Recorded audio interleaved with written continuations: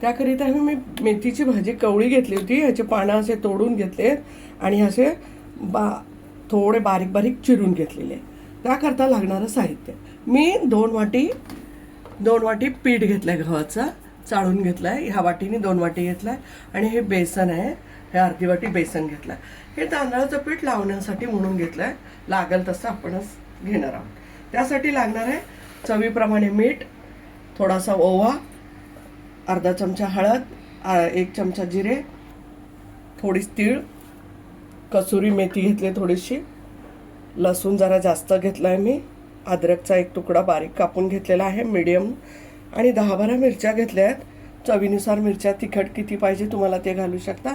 1 धण्याचा पुडीचा 1 चमचा घेतला आहे. कोथिंबीर बारीक चिरून घेतली आहे आणि तेल घेतलं आहे.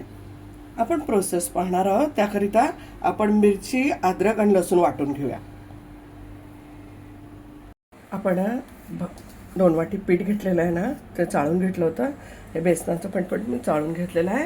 आणि हे पीठ पहिल्यांदा मिक्स करून घेऊया. त्याबरोबरच आपण हळद पण मिक्स करणार आहोत.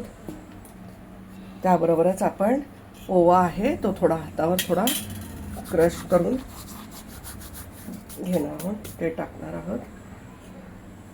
धनेपूड आहे, ती जराशी 1 चमचा होती, तीही टाकून घेतली आहे. चवीप्रमाणे मीठ टाकायचं. भाजी कमी होते आतमध्ये घातल्यावर. त्यानंतर आपल्याकडे कसुरी मेथी आहे. कसुरी मेथी सुद्धा आपण आहे ना हाताने थोडी गरम तव्यावरती असतं ना, नुसतं ते गरम करून क्रश करून टाकायचं. हे सर्व मिसळून घ्यायचं आहे.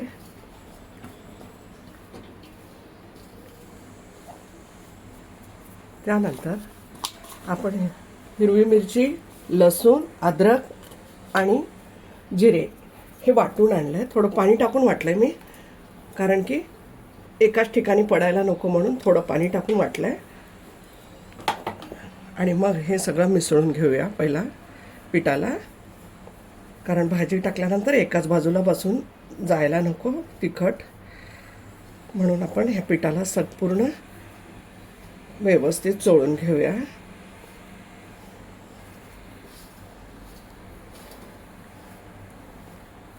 असं व्यवस्थित चोळून झालं आहे. आता आपली भाजी आणि कोथिंबीर आपण टाकून घेणार आहोत.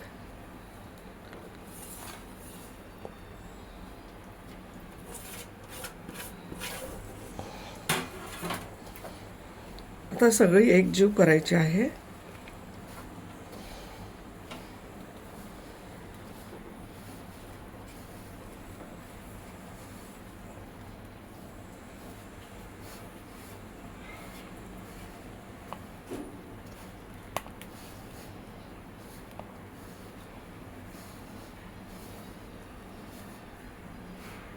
आपण थोडं थोडं पाणी टाकून त्याला मळून घेणार आहोत. जास्त पाणी टाकायचे नाही एकदमच, कारण की पाणी जास्त होण्याची शक्यता असते.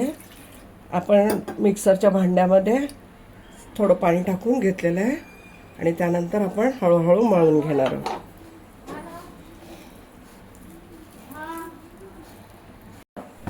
आपलं पीठ आहे ना अशा पद्धतीने मळून झालं आहे. आपण आपल्या हाताला चिटकते म्हणून थोडंसं तेल घेणार आहोत.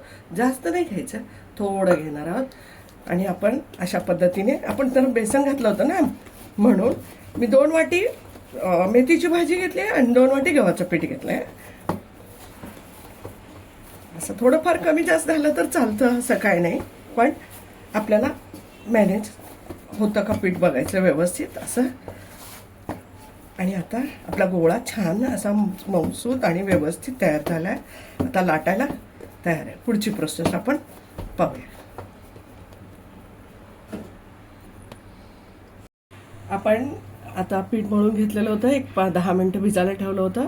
आणि त्यानंतर एक छोटा गोळा काढून घेतला. जर हाताला चिटकत असेल थोडंसं तेल लावून घ्यायचं. अशा पद्धतीने गोल गोल करून घ्यायचं आहे. आणि थोडंसं मी तीळ लावते, तुम्हाला आतून टाकली तरी चालेल, मी अशी लावून घेतली आहे. त्यानंतर आहे ना आपण अशा पद्धतीने थोडं हातावर पसरणार आहोत. जेवढं पसरत आहे तेवढं पसरून घेणार आहोत, कारण आपल्याला लाटायला त्रास नको. आणि मी तांदळाचं पीठ घेतलं आहे, तुम्हाला गव्हाचं पीठ घेतलं तरी चालेल, कारण तांदळाचं पीठ आहे ना थोडं सरकायला मदत होतं. लाटायला म्हणजे त्रास नाही होणार.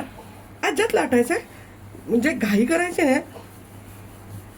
काही लोक पीठ म्हणजे घट्ट मळलं जातं तर लाटायला प्रॉब्लेम होतो, पण मी थोडं मीडियमच मळलं आहे. आपलं चपातीला कसं मळतो आपण त्या पद्धतीचं, म्हणजे आपल्याला त्रास होणार नाही.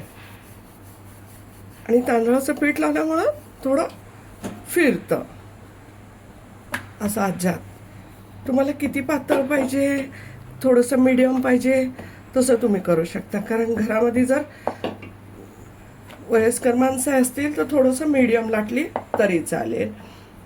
गरम गरम खायला चांगल्या. आणि जर 2 दिवस 3 दिवस ठेवायच्या तर पातळ लाटून घ्यायच्या. आणि मेथीची भाजी जी आहे ती एकदम कवळी आणायची आहे, निबर नाही घ्यायची आहे. म्हणजे जास्त निबर असेल तर पानं कडवट लागतात, पण ही भाजी एकदम अशी कवळी आणली मी आणि ती पानं घेतली आहे. आता लाटून झाली आहे अशा पद्धतीचे. आणखीन तुम्हाला पातळ पाहिजे असेल तर लाटू शकता. आणखीन एक आपण पाहूया. आणखीन एक गोळा घेतलाय मी. आणखीन एक गोळा घेतलाय. असं वाटतं की आपल्याला हाताला चिटकल तर थोडंसं ओलीचं तेल लावलंय. थोडंसं मी तेल लावून घेतले आणि त्याच पद्धतीने मी असं हातावर जेवढं सरकतंय ना, मग आपल्याला काय होतं लाटताना त्रास नाही होत. या दोन्ही बोटांनी असं सरकवत राहायचं आणि त्या पद्धतीनं ह्या पिठामध्ये घुसळून घ्यायचं. आणि पण आता लाटायला काही हरकत नाही. आजच्यात लाटायचं आहे नुसतं ढिल्लं वेलणं, कारण की त्रास नाही होणार,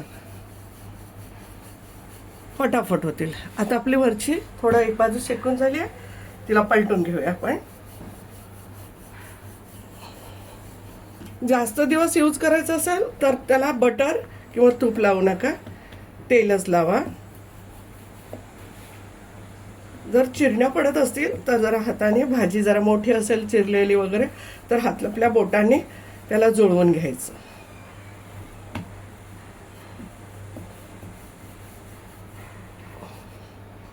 अशा पद्धतीचे आपल्या 2 लाटून झाले आहेत. आपण वरती तेल लावणार आहोत. खरपूस असे भाजून घ्यायचे. आम्ही तेल लावते, कुणाला बटर वगैरे लावायचं असेल तर लावू शकता, तूप पण लावू शकता. आणि गरम गरम दह्यासोबत, शेंगाच्या चटणीसोबत पण खाऊ शकता.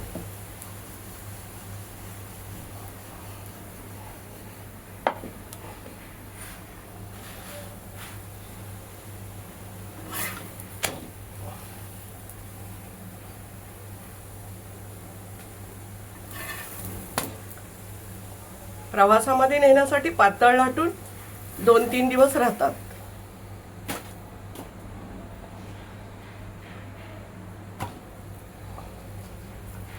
आपली दुसरी पण झालेली आहे, तव्यावर टाकलेली आहे.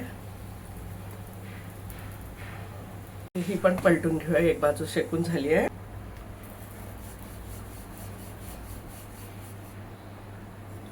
आपण आता वरती तेल लावून घेणार आहोत.